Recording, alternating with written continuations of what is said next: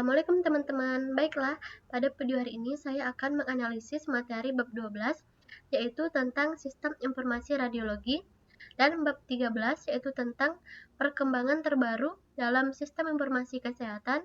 Di sini saya akan menjelaskan jurnal yang berkaitan dengan bab 12 yaitu dampak paparan radiasi sinar X lingkungan terhadap leukosit dari petugas radiologi. Dan jurnal yang berkaitan dengan bab 13 yaitu analisis metode pengembangan sistem informasi berbasis website systematic literature review. Baiklah, kita langsung ke penjelasannya. Latar belakang dari jurnal 12 itu paparan radiasi sinar X merupakan salah satu risiko utama bagi tenaga kesehatan yang bekerja di bidang radiologi. Radiasi Fengion ini dapat mempengaruhi sistem hematopoietik, terutama jumlah leukosit dalam darah. Studi ini dilakukan untuk meneliti pengaruh paparan sinar X dosis rendah terhadap jumlah leukosit petugas radiologi di Kecamatan Pare, Kabupaten Kediri. Jurnal 13, perkembangan sistem informasi semakin pesat, terutama dalam dunia bisnis, pendidikan, dan pemerintahan. Penggunaan website sebagai platform utama dalam penyebaran informasi dan layanan digital semakin meningkat. Oleh karena itu, penting untuk memahami metode pengembangan sistem informasi berbasis website yang paling efektif. Pengertian jurnal 12 itu radiasi sinar X adalah bentuk radiasi Fengion yang dapat menyebabkan perubahan seluler dan merusak DNA. Paparan jangka panjang, meskipun dalam dosis rendah, dapat mempengaruhi sistem kekebalan tubuh termasuk jumlah leukosit. Pengertian pada jurnal 13 itu sistem informasi berbasis website adalah teknologi yang memungkinkan akses dan pengolahan data melalui internet, software development life cycle atau SDLC adalah metode yang digunakan untuk merancang, mengembangkan, dan memelihara sistem informasi berbasis perangkat lunak. Tujuan penelitian 12 yang pertama, menganalisis perbedaan jumlah leukosit antara petugas radiologi yang terpapar sinar X dengan petugas administrasi yang tidak terpapar. Yang kedua, menentukan apakah paparan sinar X dalam dosis rendah memiliki efek signifikan terhadap sistem imun. Jurnal 13 yang pertama bertujuan menganalisis model SDLC yang paling sering digunakan dalam pengembangan sistem berbasis website. Yang kedua, menilai efektivitas berbagai metode SDLC dalam proyek pengembangan sistem informasi. Yang ketiga, mengidentifikasi bidang yang paling banyak menerapkan sistem informasi berbasis website. Selanjutnya, permasalahan di jurnal 12 yang pertama, kurangnya data tentang dampak radiasi pada tenaga medis yang sering terpapar sinar X. Yang kedua, variasi dalam standar operasional di berbagai fasilitas kesehatan yang mempengaruhi tingkat paparan radiasi.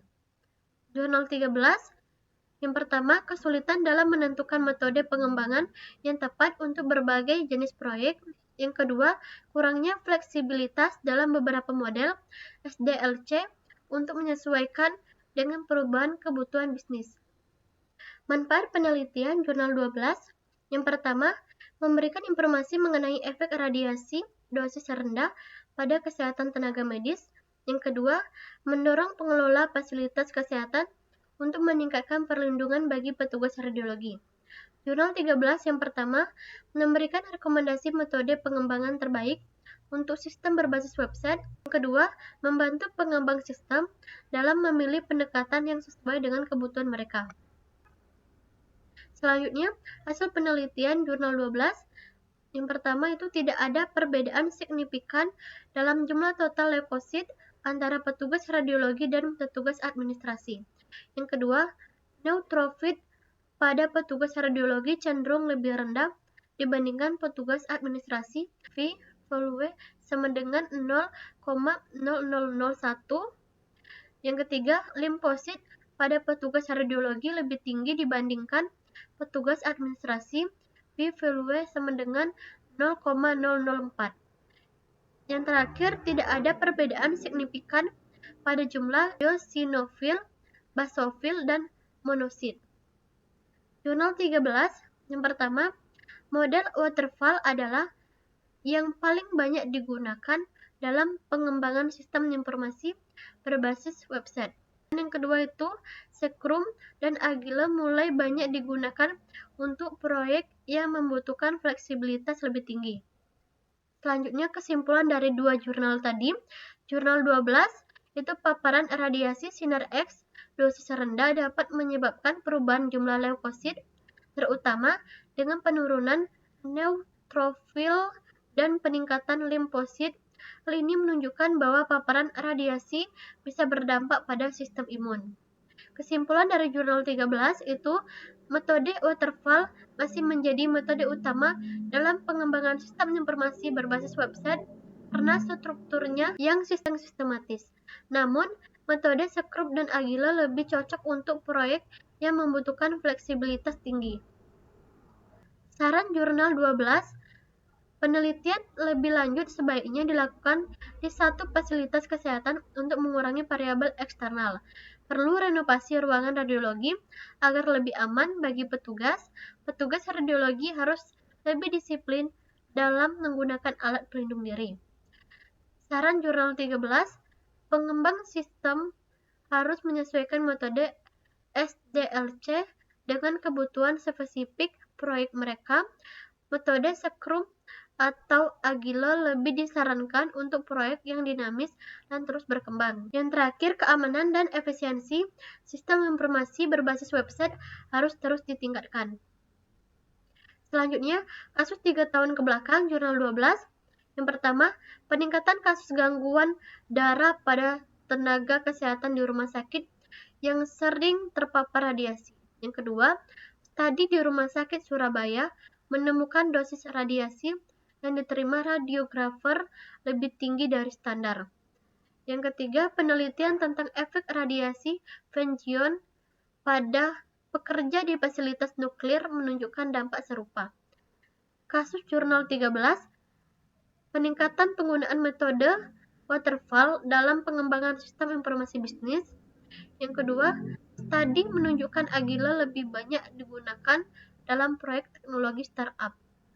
Yang terakhir, pemerintah mulai mengadopsi sistem berbasis website untuk layanan publik menggunakan model SDLC yang berbeda. Ini adalah referensi dari dua jurnal tadi.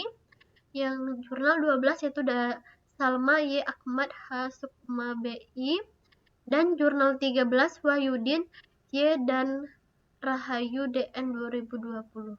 Nah, itulah penjelasan tentang jurnal yang berkaitan dengan materi bab 12 dan bab 13. Sampai ketemu di video berikutnya. Selamat menonton. Wassalamualaikum warahmatullahi wabarakatuh.